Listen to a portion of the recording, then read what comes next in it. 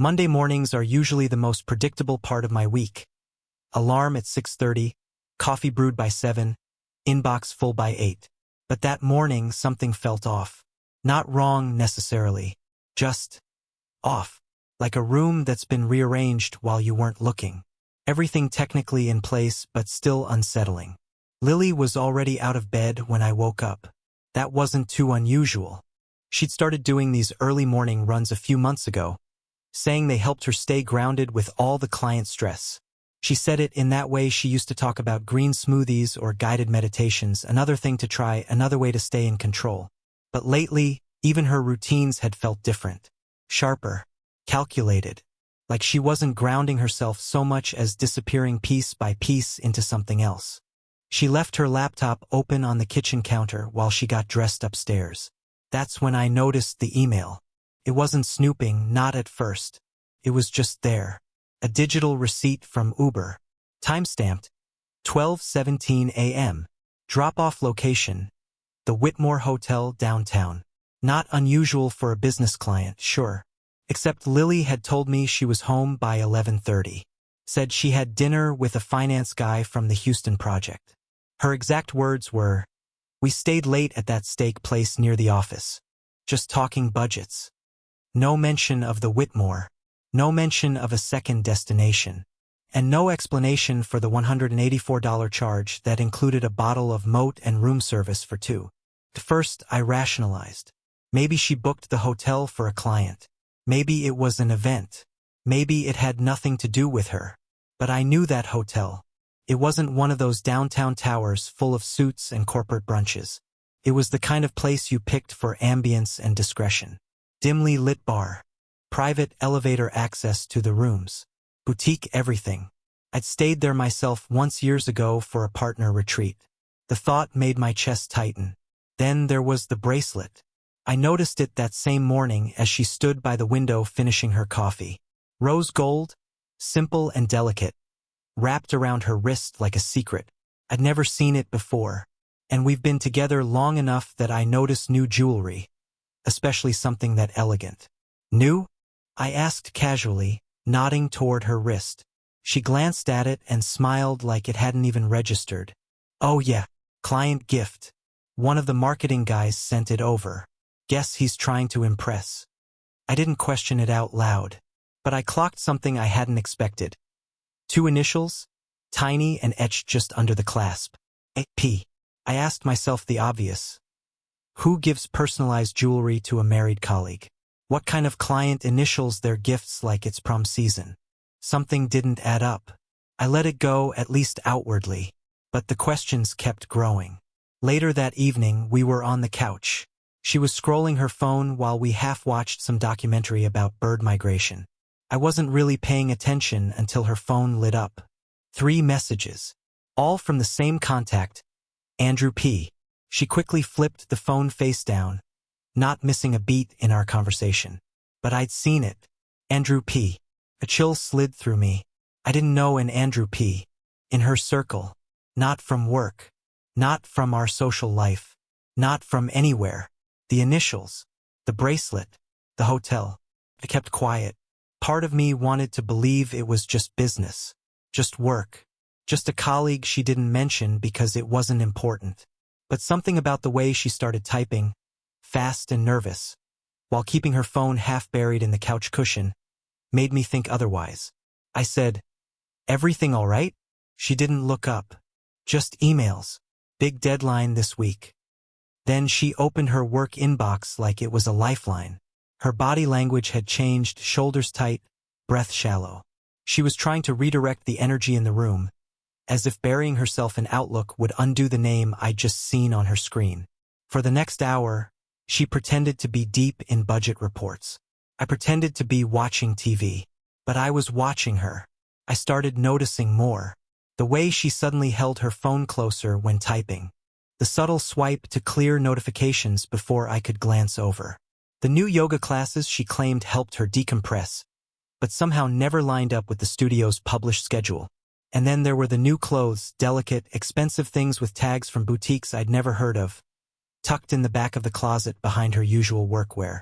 It was like watching someone learn to become someone else. Over the next few days, I tried to find explanations. Rational ones. I told myself I was being paranoid. That maybe she really was stressed. Maybe work had her unraveling in ways I didn't understand. I didn't want to be that guy, the one who assumed the worst just because his wife got a little distant. Marriage ebbs and flows. We'd had rough patches before. We always found our way back. But still. On Wednesday, I noticed her laptop had a new password, not the usual one we'd always shared. When I asked about it, she said, "IT forced us to update everything. New security protocols." Plausible, but she said it too fast, with a kind of rehearsed crispness. That night, she got another message. This time I couldn't see the name, but I heard the buzz.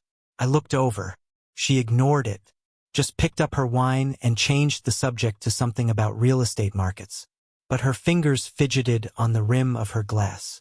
The next morning, I checked our shared calendar, something we both used to keep track of dinners, travel, events. A couple of her usual entries were gone. Client lunch Wednesday had vanished. So had a few others. I didn't say anything. Instead, I searched my inbox. I dug through receipts. I checked the Uber history she didn't know was still synced to the iPad in my office. She'd deleted the ride logs from her phone, but not from the cloud. I scrolled through them one by one. The Whitmore Hotel showed up 3 times in the last 2 months. Always late. Always on weekdays. Always return rides not available. She was deleting her trail. But not all of it. When she came home that evening, she kissed me on the cheek like everything was fine, like she wasn't wearing a stranger's initials on her wrist, like she hadn't spent another night downtown with someone named Andrew. She sat at the kitchen island, poured herself a glass of wine, and asked about my day. And I played along, because I wasn't ready to confront it. Not yet. I wasn't ready to accuse her without knowing the full picture. I wasn't going to let emotions drive the bus. But I knew something was wrong. Deeply wrong. This wasn't stress. It wasn't yoga. It wasn't some big campaign or client dinner or temporary burnout. This was something else. Something she didn't want me to see. And I was done pretending not to notice. Once you see the crack, you can't unsee it. After that Monday, my mind stopped operating on trust and started cataloging behavior. Every detail I'd once dismissed as ordinary became a breadcrumb, and I followed each one, quietly, obsessively, like a man trying to solve a puzzle he didn't want to believe was real. The phone was the first shift. Lily had always kept hers close, sure. She worked in development, emails and calls came through at all hours. But something had changed. Now it was always face down. Always. Not just at dinner or while watching TV, but even when she was brushing her teeth, folding laundry, or in the shower. And there was a new sound, silent vibrations instead of the usual message chime, like she didn't want even the possibility of me glancing over.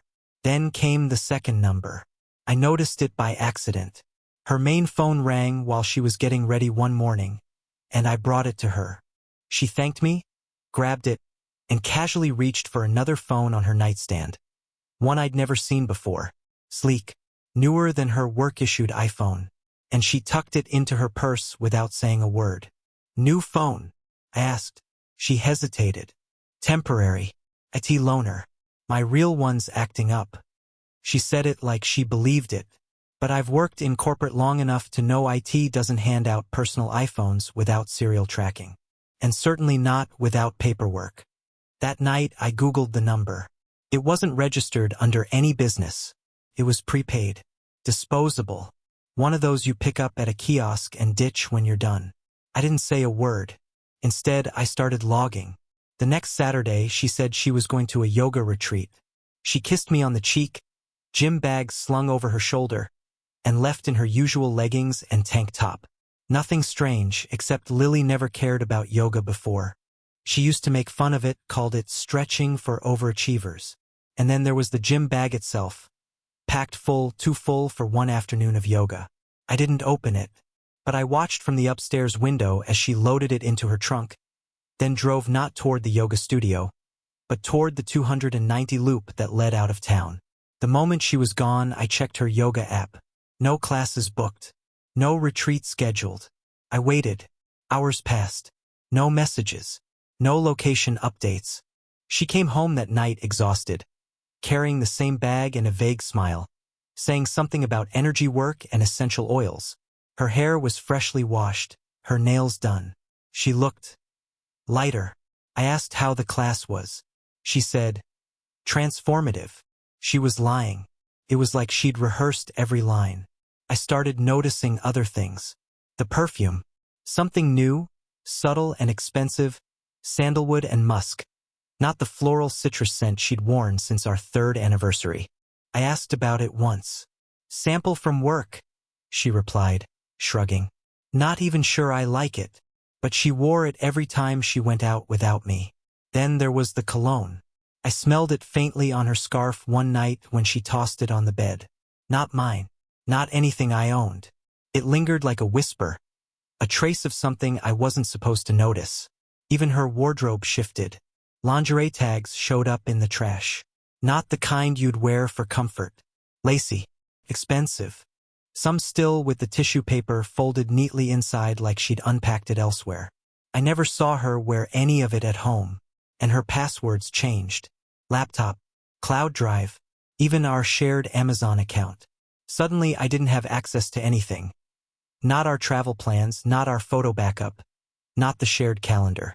She claimed it was security updates, but the timing was too precise, and the only events left on the calendar were mine. Her entries vanished. Completely. Yoga, dinner meetings, weekend trips, wiped clean. When I asked about it, she said, just simplifying, disappearing, more like it, and the charges kept appearing. Always subtle, always small, recurring transactions at hotels and restaurants we'd never visited together. Charges listed as hospitality or private venue rental. One even came through on our joint card for a place called Blush Oak Wellness, which I thought was a spa, until I looked it up. It was a high-end, members-only boutique hotel downtown. Soundproof rooms. Hourly rates disguised as wellness packages. Every detail felt like another pin dropped on a map I hadn't realized we were both standing on. I started tracking the pattern. Thursday nights.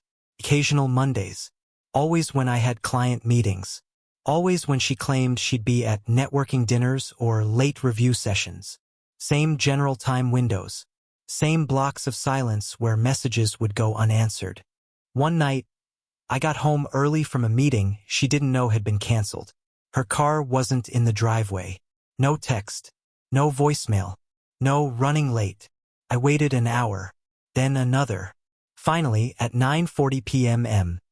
her location pinged, the Whitmore Hotel. Again. She came home at 11:07. Eyes a little glassy. Skin flushed like she just walked out of a steam room. She kissed me on the forehead like nothing was wrong and went straight to the shower. I sat in the living room, watching her shoes dry by the door, and thought about all the little things that didn't belong anymore. Like the dry cleaning pickup I never made. The keys she'd stopped leaving on the hook. The way she always checked the alarm at night. Twice. As if I might open the door at the wrong moment.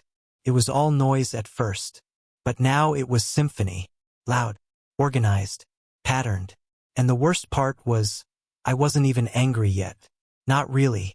I was still in that sick limbo between knowing and proving. Between suspicion and certainty.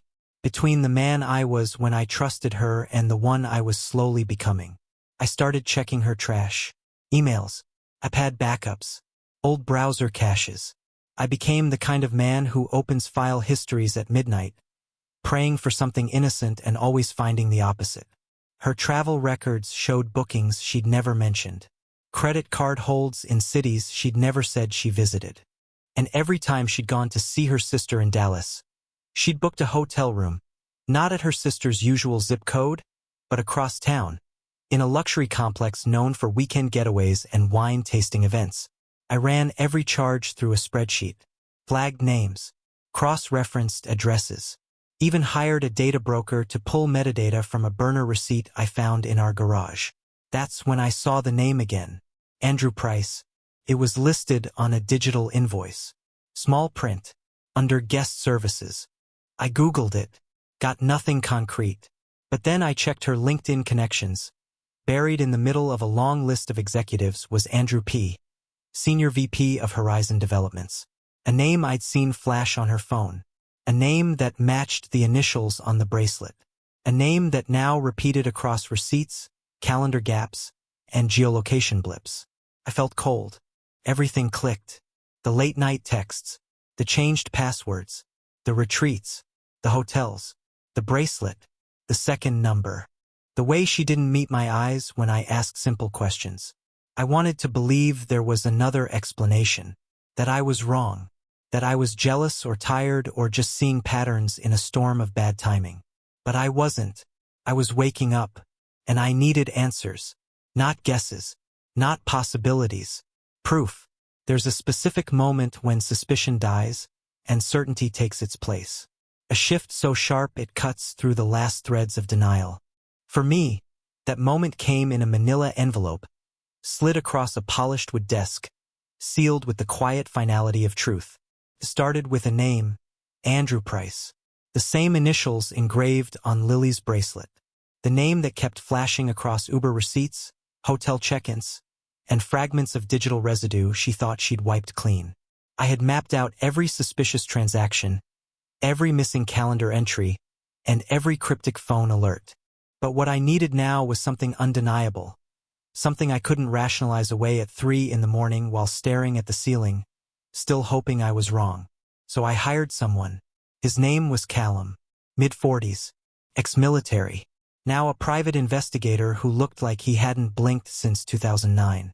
We met in a private office above a bakery near South Congress. His space smelled like stale coffee and printer toner, and his walls were lined with locked cabinets and soundproof insulation. He didn't ask why I was there, just listened as I laid out everything: dates, names, timelines, receipts. I showed him the bracelet, the deleted Uber logs, the aliases on financial statements. He nodded as I talked, occasionally jotting something down, but mostly he watched me with the quiet precision of a surgeon preparing for an incision. "You want surveillance?" he asked when I finished. I nodded. Yes, full workup, photos, video. I want to know who he is, what she's doing, and how long it's been going on. "Give me 10 days, he said. He only needed 7. When I got the call, I was sitting in my car outside Lily's office building, pretending to wait for her so we could grab dinner. An old routine we used to enjoy. She texted me 15 minutes earlier saying she was still slammed and to go ahead without her. "Daniel," Callum said, "you should come by." His tone didn't leave room for interpretation. I drove straight to his office. The bakery was closed, but the upstairs door was open. Inside, he had everything ready. A binder, a flash drive, a stack of printed photos laid out across his desk like crime scene evidence. No dramatic music, no long build-up, just the truth served cold. "She's been meeting him at the Whitmore," he said. "That part you already suspected." I nodded, jaw clenched. "They've been renting the same suite every Thursday for 8 months. Room 914. He pays in advance. She arrives separately, always within 10 minutes of each other. He checks in. She comes in through the rear entrance, private valet. They stay for 3 to 5 hours, leave separately." Callum tapped a photo. Lily and Andrew, both wearing masks and sunglasses, walking side by side through the underground garage. Then another, her hand on his chest as they waited for the elevator. Then another, Andrew brushing her hair behind her ear just before they kissed. The timestamps were precise. The lighting was unforgiving. Then came the videos. Security camera footage spliced together in short bursts. Lobby entrances, parking lot check-ins, timestamped door logs from digital keycards. In every sh*T, they looked familiar, comfortable, like this was their routine. "This one was from last Thursday," Callum said, clicking play. The video showed Lily laughing as Andrew opened the door to the suite. She looked happy, not just infatuated but alive, a version of her I hadn't seen in months. "Another thing," Callum said, sliding a printout toward me. "Found a hidden account under her name, linked to a dummy LLC. She receives bi-weekly payments from a corporate card under Horizon Developments." He pointed to a line item, consulting fee L. Harper, $2,500. Every 2 weeks, like clockwork, from Andrew's expense account. I swallowed hard. So this wasn't just emotional.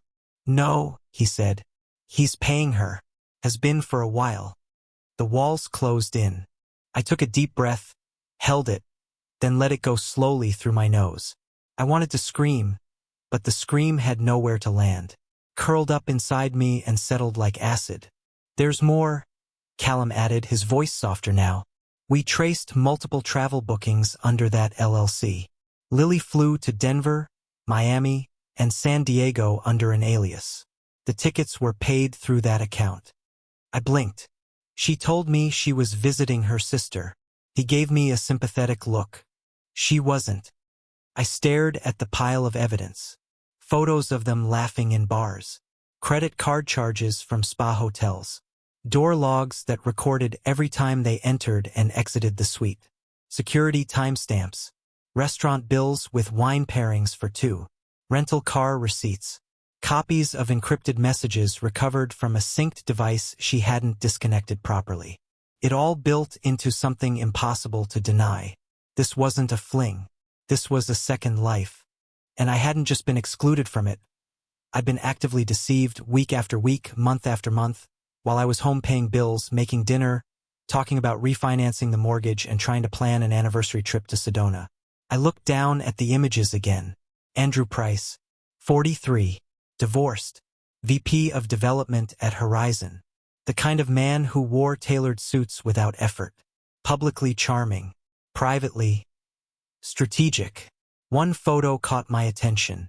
It wasn't graphic. Just Lily asleep on his shoulder in a lounge chair at a private resort in Marfa. But her face, relaxed, soft, unguarded, hit me harder than anything else. She hadn't looked like that with me in years. Callum tapped a folder labeled Digital Forensics. This one's important, he said. Phone backups, email logs, deleted calendar data. She kept everything under her iCloud until 2 months ago. I recovered enough to establish the pattern. Emails from Andrew are labeled under different aliases. Most have subject lines like client prep or Q3 planning. He flipped the page. But the attachments are personal. Photos, voice memos. One thread includes instructions for logging into a shared Dropbox folder titled LP plus AP. Password protected. He passed me a **T. A list of files. Names like Malibu Plan _V3, JPG, and Room 914 _notes, TXT. She also saved several drafts addressed to him, Callum added. Never sent. Some are romantic. Others strategic. She talks about selling your house. Lists details about your schedule, your assets, your company's structure. My mouth went dry. She planned to sell the house? She created a Zillow draft listing from a fake realtor login. I traced it to her IP address. It was never published, but the details match your property exactly: square footage, kitchen renovations, even the backyard upgrade you did last year. She forged my name? She uploaded a digital signature labeled _signature, PNG. Doesn't take a genius to guess what that's for. I felt my hands shaking. My marriage wasn't just crumbling. It had been *P***nized against me. I had built this life with her, trusted her, shared everything, and she had used that access to create a quiet exit strategy that didn't include me. She was going to leave, I said quietly. Eventually, Callum nodded, but not before she got what she needed. I didn't speak for a long time, just stared at the table trying to absorb it all. I'd asked for the truth, and now I had it. Every ugly, bleeding inch of it. And strangely, beneath the anger, beneath the heartbreak and humiliation, I felt something else too. Clarity. There was no more wondering, no more guessing, no more pretending, no more telling myself it was just work or just stress. It was betrayal, deep, methodical, and now I had proof. I stood up, took the binder and flash drive, and shook Callum's hand. Thank you. You ready for the next step? He asked. I nodded. Yeah, I said. It's time to stop playing defense. I didn't burn the binder. I didn't scream at Lily, throw it on the kitchen table, or send it to her coworkers in a blaze of betrayal. I didn't confront her in our living room with trembling hands and a cracked voice. Because as much as I wanted to, I understood something very clearly. The moment I reacted emotionally, I'd lose control. And she was counting on that. Whether she realized it consciously or not, she expected chaos. Rage. Maybe even an affair of my own so she could level the playing field. But I wasn't going to give her that satisfaction. So I stayed silent. I went to bed next to her like nothing had changed. I made coffee the next morning. I kissed her cheek, told her to have a good day. And when she walked out the door in heels I now associated with hotel lobbies and secrecy, I got to work. First call, my attorney, Travis Molina. We'd met years ago through a client. A sharp, quiet man who specialized in high-asset divorces, especially those involving complex portfolios. I hadn't needed him before. But now I wanted a scalpel, not a hammer. Daniel, he said over the phone, his voice even professional. Walk me through it. So I did. Every detail. The surveillance, the forged documents, the hidden income streams, the hotel logs. I emailed him the binder, the files, even the Dropbox password that Callum cracked with a forensic image of Lily's old phone. Travis didn't interrupt once. When I finished, there was a pause. You've already done the heavy lifting, he said finally. This will be clean, efficient. If you're ready, I'll start drafting immediately. I want it airtight, I said. I want to make sure she doesn't see a penny more than she's owed. Not after this. We'll enforce the prenuptial, he said, flipping through his notes. You're protected from joint asset division unless she can prove coercion or fraud. With the affair documented, and with her using marital resources to fund it, we'll also argue for misconduct. That gives us leverage. And the house? I asked. If you intercept the forged listing and document the false signature with a notary, it becomes attempted real estate fraud. That K*LLS any chance of her claiming equity through sale proceeds. Felt good to hear it out loud. Logical. Calculated. I wasn't just reacting, I was rebuilding my leverage piece by piece. While Travis handled the paperwork, I focused on containment. First, I froze all shared credit lines. I opened a new account in my name only and moved every liquid asset I legally could, checking, savings, brokerage accounts, into secure instruments she couldn't touch. Anything remaining in our joint accounts I left alone, but I flagged them with daily alerts. Then I called my estate planner. We'd created a living trust years ago, mostly for future inheritance purposes. But now I revised it, removing Lily entirely. Her name was erased from my power of attorney, my healthcare proxy, and all designated beneficiary accounts. I updated my will and quietly placed it all in a fireproof lockbox in my office. I knew she'd notice eventually, but not yet. Not until I wanted her to. Next step, Andrew's wife. Her name was Emma Price, and she had a reputation for being quiet, philanthropic, and, according to public records, a co-owner of multiple Horizon investment properties. She and Andrew had been married for 9 years. No kids, no scandals. But I suspected she'd be just as furious as I was, if not more. I found her email buried in a Horizon fundraiser invite from 2 years ago. I didn't open with accusations. I simply wrote, subject, regarding Andrew, discretion requested. Hi Emma, I hope this message finds you well. I know this may come as a shock, but I've come into possession of information that concerns both of us. I believe our spouses have been involved in a long-term affair. I have evidence, and I think it's something you deserve to see. If you're open to it, I'd like to meet. Privately. No drama. Just truth. Daniel Harper. She responded in less than an hour. Subject. Regarding Andrew. I had suspicions. Let's meet. Friday, 10 a.m. Lou's Coffee on West 3rd. I'll be there. When I met Emma, she was calm. Dressed in all black. No makeup, no jewelry. She reminded me of someone who had already buried something long before they had proof. I slid the binder across the table, same way Callum had done with me. She opened it slowly, methodically.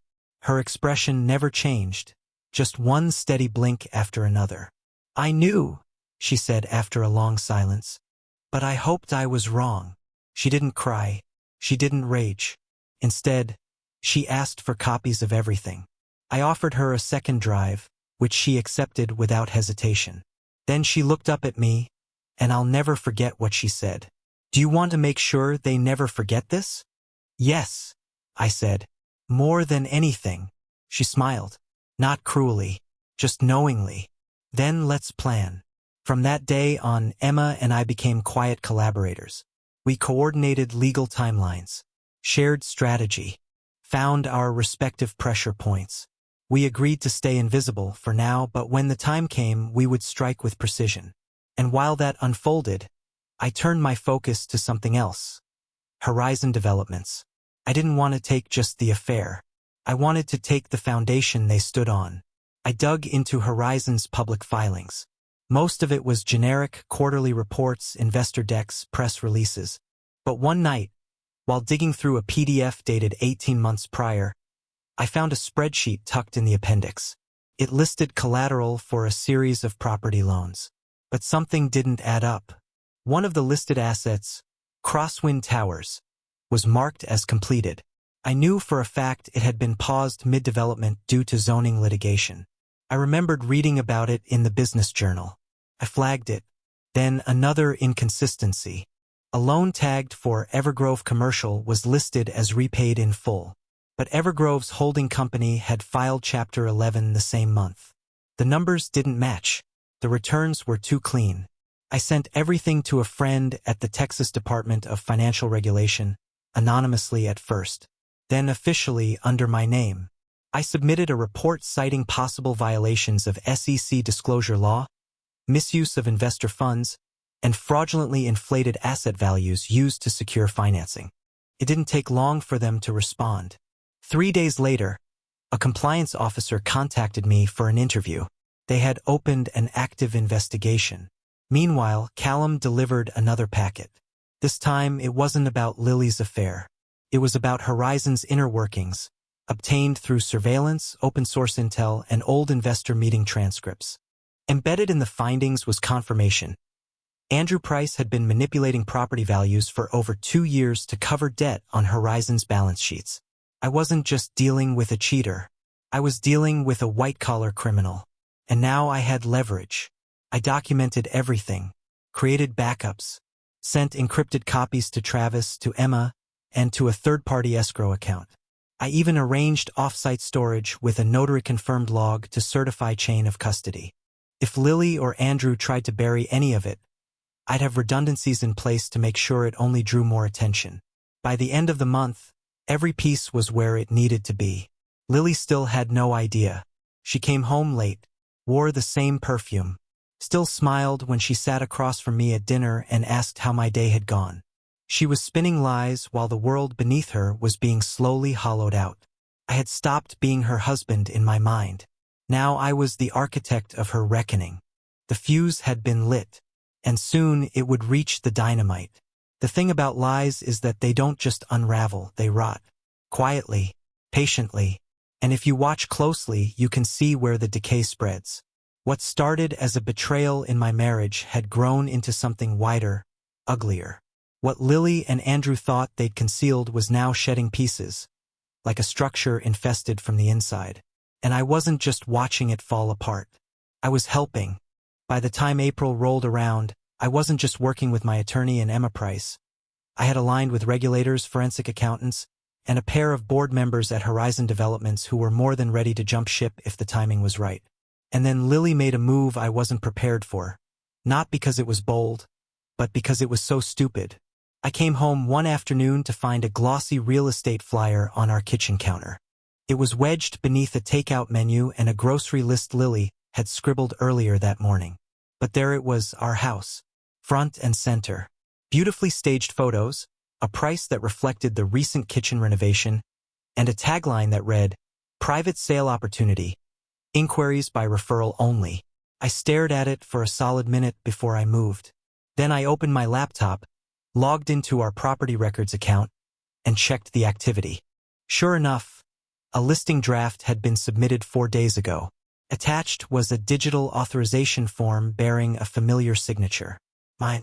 At least a version of it. It was close, too close. She'd scanned one of my old signatures from a refinance document, converted it to a PNG, and used it to authorize the listing through a boutique agent downtown. The document had a timestamp, an IP address, paper trail. I forwarded everything to Travis immediately. Then I called Callum. "We need to move fast," I told him.